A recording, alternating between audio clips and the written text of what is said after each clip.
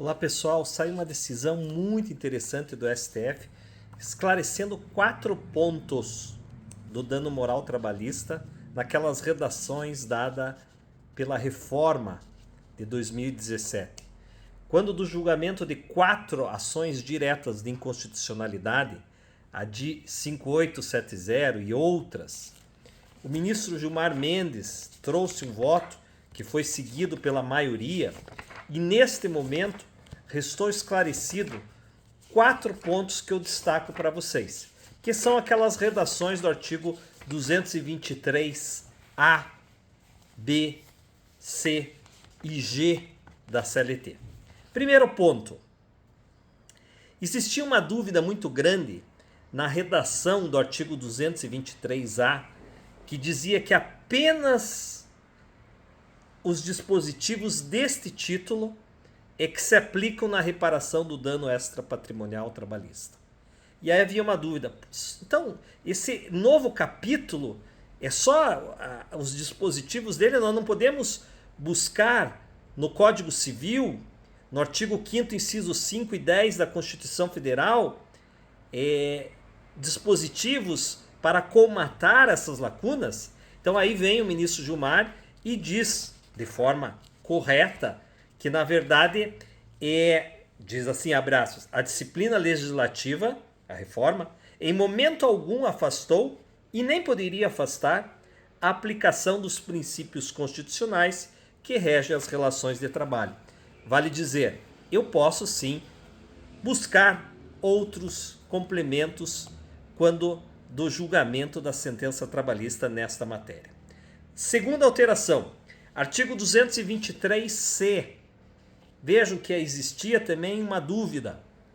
Esse dispositivo da CLT dizia que eram bens protegidos, tutelados, inerentes à pessoa física, apenas a honra, a imagem, a intimidade, a liberdade de ação, a autoestima, a sexualidade, a saúde, o lazer e a integridade física. E aí vinha a dúvida, mas são só esses? Esta relação que o legislador fincou é taxativa? E aí, mais uma vez, o ministro Gilmar Mendes vem e esclarece que não, que na realidade ela é apenas exemplificativa. E nós sabemos que tudo que versa sobre direitos fundamentais sempre há um mínimo de proteção que se abre. É possível o operador jurídico, o julgador, sempre conferir maior proteção naqueles temas de direitos fundamentais. Nunca a interpretação é restritiva, mas sempre ampliativa, e nesse sentido o acórdão de 40 folhas esclarece a questão. A terceira questão resolvida nesta decisão emblemática do STF diz respeito ao artigo 223B da CLT.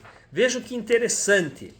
Lá pelas tantas, o ministro Gilmar diz que esta questão não foi diretamente arguída pelos requerentes, mas mesmo assim ele entende que há uma certa dúvida que precisa ser esclarecida.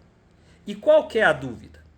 Esse artigo 223B diz que somente os titulares exclusivos do direito à reparação é que são titulares para uma eventual ação de dano moral trabalhista.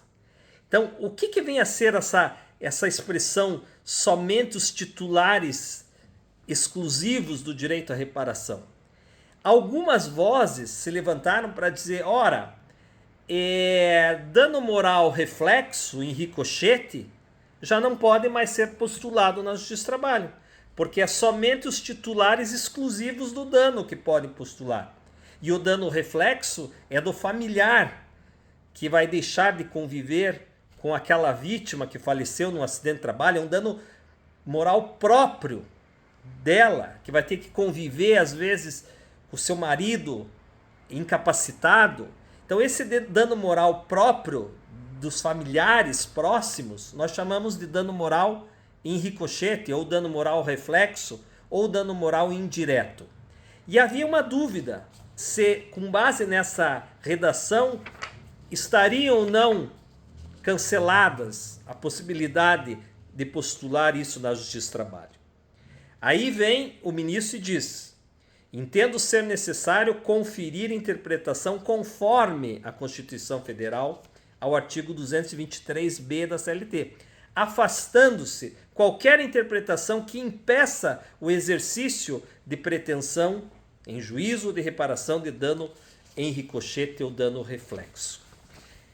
Quarta novidade, ou quarto esclarecimento, o tabelamento do dano moral.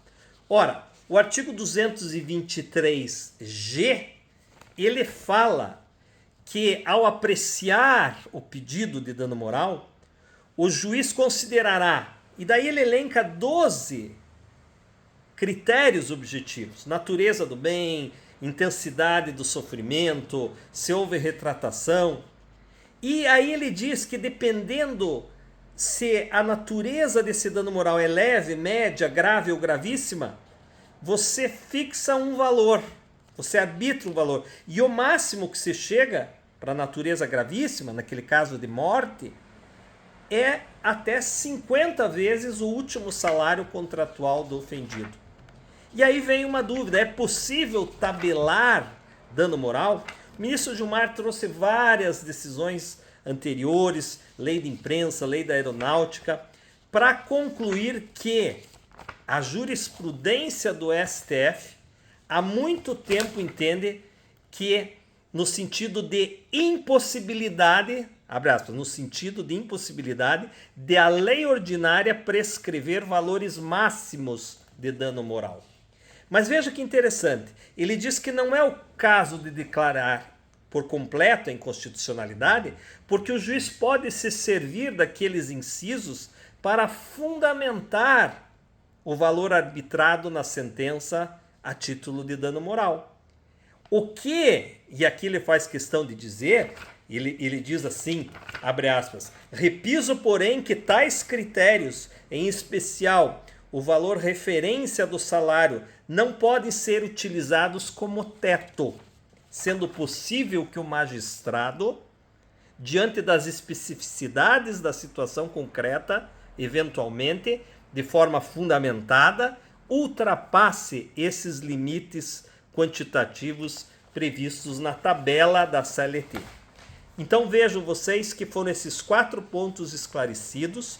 Nós estamos falando de controle concentrado de constitucionalidade, portanto tem efeito vinculante e nós precisamos estar atentos.